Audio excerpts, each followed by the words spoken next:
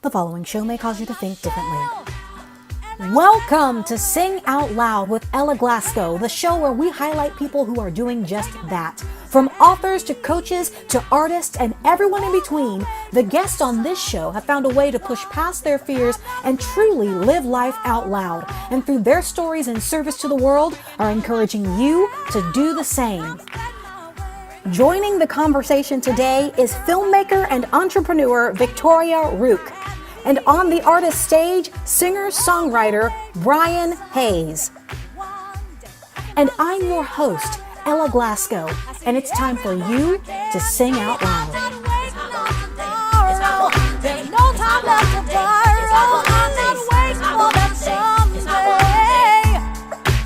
Hi, how are you doing today? It is a beautiful, sunshiny day here in Orlando, and I'm excited for who we've got on the show today. If we haven't hung out before, welcome. My name is Ella Glasgow. I'm a coach, speaker, singer, and your host. Today's format is a little bit different. I always like switching things up. And speaking of which, when was the last time that you switched things up? Whether that be in your business or personal life. Changing the way we do things can be scary, but it can be exciting at the same time. It can bring new life to an old dream. And for me, it's the way I keep passion alive for all the goals that I'm after. And our featured guest today lives by that very same rule. A woman with passion for writing, film, and looking your personal best. Victoria Rook knows all about trying new things and never being afraid to switch it up. I caught up with my friend Victoria and talked with her about her next passion project, and there are some definite gems she's laying down. So are you ready? Let's get to it. Victoria Rook, welcome. Thank you. Thank you for having me. Thanks for being here today. That's a whole lot of stuff, and I know that you do even more outside of those things related to why your face looks so amazing right now. I do a lot. This is definitely my newest adventure. I'm very excited about it. It's definitely been something I've been passionate about all my life. That's awesome. Well, because I know that you have had multiple passions, and this is not your first foray into business, I know that my audience would like to know first, what took you on this path? How did you begin in this way and getting to where you are now? Sure. So I've always been into film. Film has been something where it was kind of just a part of me. I grew up acting in short films for college students who were in film school, doing plays and productions in churches and in schools and that sort of thing. And then around high school time is when I really was kind of like, I really want to create my own stories. So what I did was the play that we were doing that year, we were actually, the drama club was going to write the play. So we weren't going to go off of a play that was already created. And so I did all the character development for it and really progressed the storyline, and then actually ended up being assistant director. And that's when I was really like, yeah, this is my lane. This is something I really want to be doing for the rest of my life. And so from there on out, I just started writing my own stories. I am a little introvert, so I like to people watch. I like to kind of just do my thing, like if I'm at Starbucks and stuff. And so naturally, I kind of am like that person over there where they're doing their thing, kind of like, well, what is their backstory? Like, what do you think that they're, doing? What are they doing later today? And, I'm starting to just kind of create stories just for the heck of it. And it started to really translate into different ideas I had for TV pilots, for movies, graphic novels, this whole storytelling thing. And then my family always knew I was into it. And my dad was kind of like, we should really look at some of the stuff that I've written. So I looked over his stuff that we'll talk about in a minute, and we're creating an entire franchise out of it. And then we were like, well, let's go a step further and let's just create our own studio for it. So now we have our own brand that will be making all this, all the stories, the graphic novels, the movies and stuff under together, which will be really fun, and not have to necessarily go outside of our own creative lane. That's awesome, because I remember one of the last times that we were together, you guys were showing me some of the books that you had created. So I know that you got a new book that you're working on, Sin. Yeah. Right? Is that going to be a part of this new Rook Studios universe? Yes, so that is going to be our first project that goes under Rook Studios. So we have a lot of IP or intellectual property to choose from screenplays that I've written and stories that he's created. And this one felt like it was in its most entirety. So it's going to be a whole franchise. So we have a graphic novel already in production for it. We have the stage production and the screenplay already written now after its first draft. We're already past that phase. We're actually going to be doing a live event in March. So we're super excited. Yeah, we're full going ahead. Yeah, it's really fun. It's cool. And yeah, it's our first project under Rook Studios. We're excited. That's freaking awesome. How did we have this conversation before? I'm this is amazing. I'm so excited for you. I'm so excited for you. So I know, because I know your dad and because I know your family, how has growing up in that household been a good ground for you to be able to be all that you dream to be? So I definitely don't take any of my current or future success for granted at all. I know that I was definitely, I definitely started with a good course in life, starting with my parents. And one of the things I always tell them, and you can ask them and they'll brag about it all day long, is that I was never encouraged to pick a B plan. It was always, choose whatever you want to do. We don't care as long as you're fully pursuing it. And so I dabbled in a lot of different careers to start out with. One of the things was I, for a little bit, wanted to be a wedding dress designer. And so I found this box, because I moved recently, I found this box of all my wedding dress sketches. And I remembered all the books that my parents helped me purchase that went into wedding dress designing and these catalogs of brides and stuff. And whatever I shifted to, whatever my interests were, they always fully supported it. And even if it was something where, I stopped and was like, I don't know if I want to be a wedding dress designer for the rest of my life. I think I want to do something a little bit more of that storytelling nature, because that was always something I went back to. They were totally cool that, they were like, okay, how has this helped you kind of decide, where to go with this? How has this learning, how is that going to translate over to what you want to do for the future? It never felt like I was, giving up or anything like that. They always helped me choose, how is this helping your personal storyline, and so when I had people say, you can't really get into acting, it's really hard to do, doing film and stuff, that's a really difficult industry to break into. That was kind of weird for me, because I knew that. I understand it's not an easy thing to just, wake up and go and do. But I was never told by somebody in a negative way, you should really look at doing something different. And for me, it was kind of, I was a little bit taken aback and was like, well, I have to do it. It's not really an option for me. This is what I want to be doing. Mm-hmm. And that's how my parents treated the whole pursuit of this career. They were very much along the lines of, it doesn't matter what people say. If this is what you want to do and you have the passion for it, absolutely go for it. And so they never encouraged me to pick okay, well, what if that doesn't work out? What are you going to fall back on? It was never like that. And so that's definitely something that later down the line, when I have kids, it's something I'm very much going to remember and make sure to apply when I have my own family. So that's a big portion of why I'm able to do what I want to do. Yeah.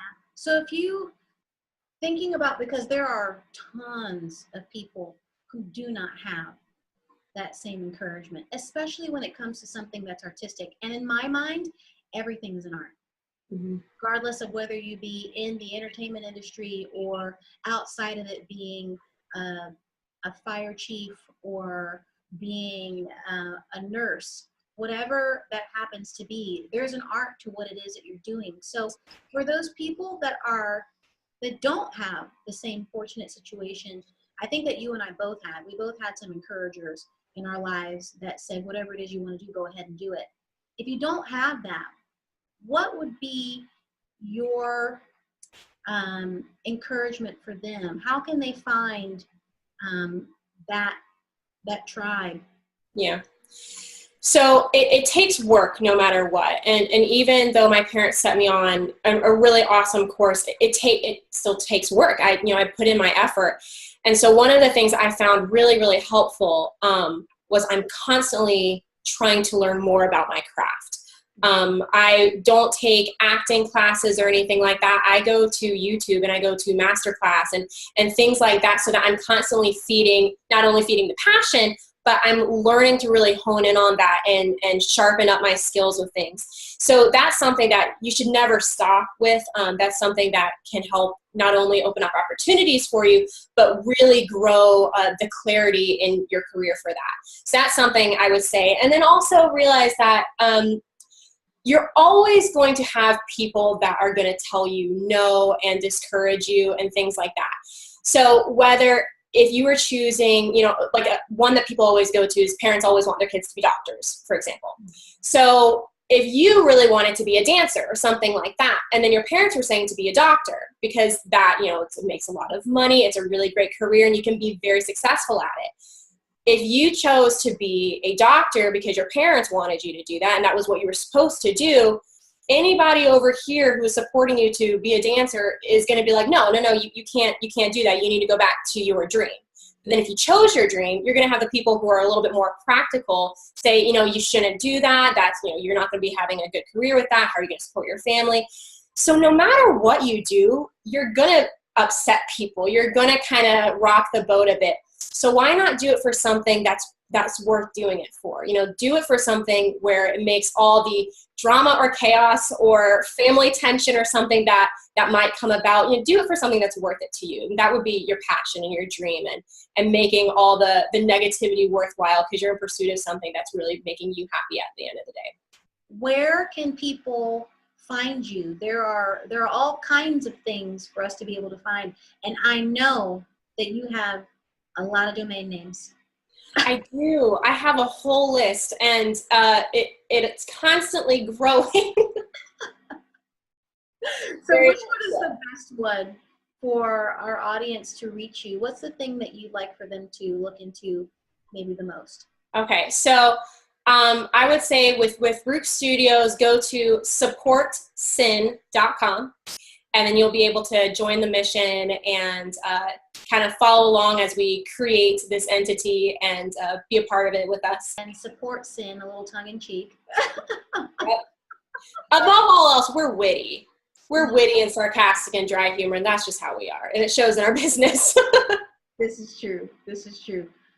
Thank you Thank you, Victoria, for spending this time with us. And you guys, before we go any further, Victoria's not leaving. It's just for a moment, because now it's time for the artist's stage. Today's guest artist is a talented vocalist, songwriter, arranger, and composer. Apart from performing his own original music, he incorporates many covers into his sets of both current and classic artists. Today, he's singing one of his own, a song he calls This Is Me.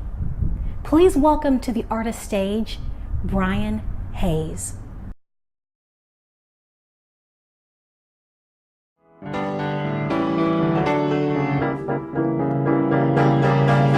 So here we are alone together as I play and sing you my song. And I know the music's out of style, but I hope that message is strong. And I know that most have never heard my name or seen my face. But while I've got you in my sight, I'll try to save my place. So this is me, it's who I am, another one to be flashing the pan unless I try my best to show you all. This is what I'm meant to be. I know someday I'm gonna prove that this is me. Oh yes, I will.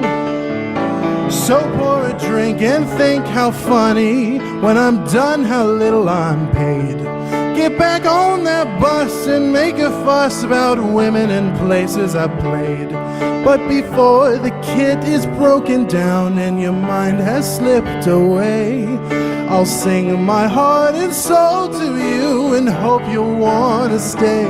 So this is me, it's who I am, another one want to be flashing the pan unless I try my best to show you all this is what it meant to be. I know someday I'm gonna prove that this is me.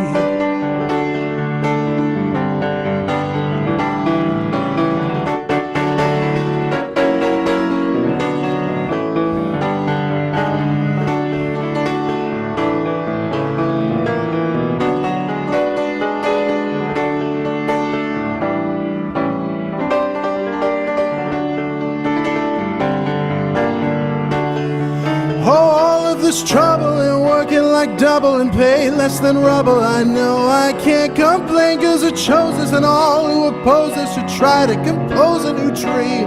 But there's gotta be a silver lining, love, and for me I hope it's true, cause I know that I can rise above it all. I will fall, yes, I'll pull through and show what I can do. So can laugh, put down and snicker. I won't bicker, no, I won't protest. Cause although it seems a hopeless dream, at least it's one of the best. And who knows what tomorrow holds or where I'll be next week. So long as I can sing my song, I'll land back on my feet. So this is me, it's who I am, another wannabe flashing the panelist, to try my best to show you all I won't go down so easy. I must rise up and answer to that call. This is what it meant to be. I know someday I'm gonna prove to you that this is me.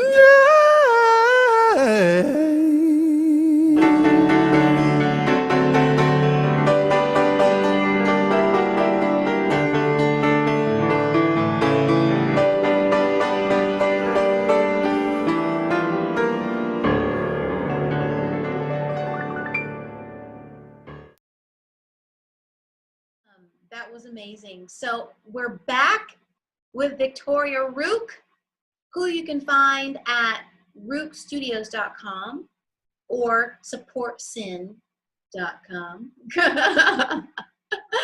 But Victoria, on the show, there are a few questions that I ask everybody. So it's now time for What's Your Fave? I love it. So, Victoria, of all of the things that you have been doing and all of the fun that you've had in your life, of your companies, which one is your fave and why? So it's going to be Rook Studios. I love makeup and I love working with business women.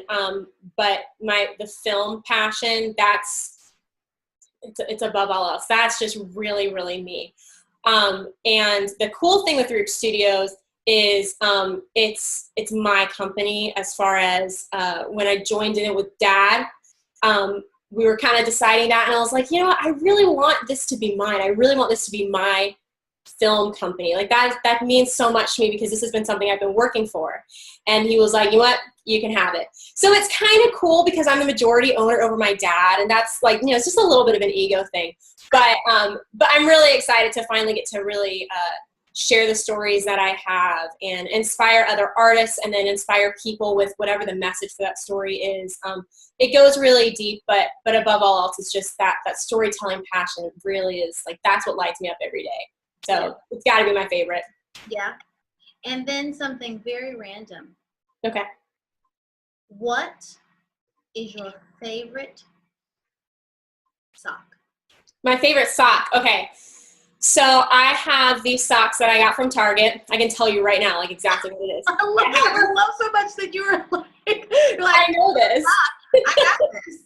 Yeah, no problem. So I'm much more of a heels person. Like all through high school, that was like my thing. I wore heels every single day.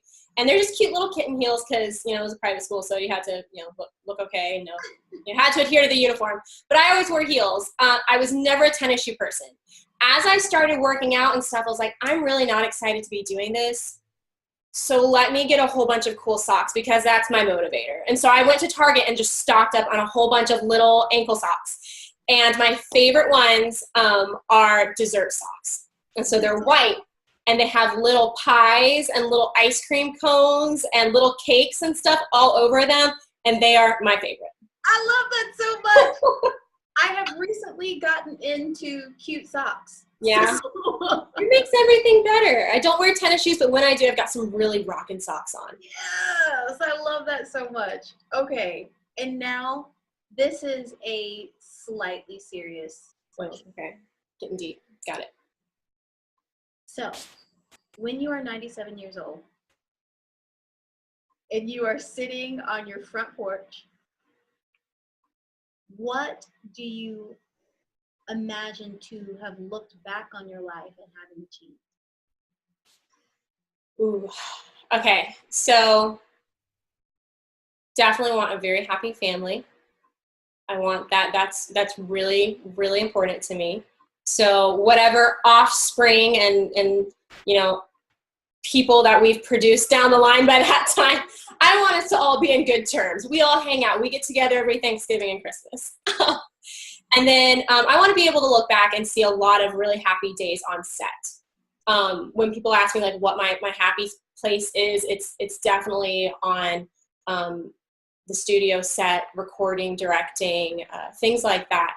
That's my zone. That's my element. It's really where I feel I'm fulfilling my purpose. So I want to be able to look back and have that be one of my biggest memories, is just the good times I have with my cast, with my assistant directors, with my producers, things like that.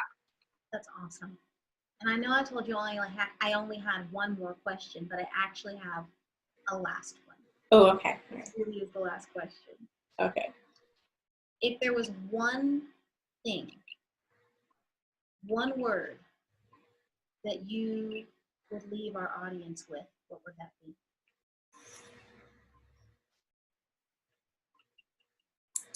Passion. I think what you're passionate about says so much about you, and I don't think it's by accident. And so many people live their lives without fully tapping into their passion and really getting to pursue their dreams. And you can see so many studies on it, how it really affects more than just your happiness level. It goes really, really in depth to you as a being, because you know that's your purpose. That's what your heart is telling you to do. So passion, as far as, you know, pursue your passion, but then live passionately too. You know, be passionate about what you're passionate about, and you know, passionately pursue your relationships, passionately pursue just your daily activities. You know, do it with life, do it with passion, because that's what's at the end of the day really going to, you know, make you happy and make you feel fulfilled. If you're stuck in a daily routine of things that aren't making you happy and you don't feel passionate about, it's going to weigh on you, you know? And so living a life full of passion, I think, is just so important, and will allow you to, when you're 97 years old, you know, looking back on life, will allow you to live a life with, you know, no regrets. Thank you so much, Victoria. Thank you, everyone, for being here with us today. And you know how I do. I got stuff to do. You got stuff to do. Go give your dreams a kick. Bye. You like my sock answer? I love this so much. I love this so much that you could not miss a beat. It's my one day. It's my one day. It's my one day. It's my one day. I'm gonna live it all.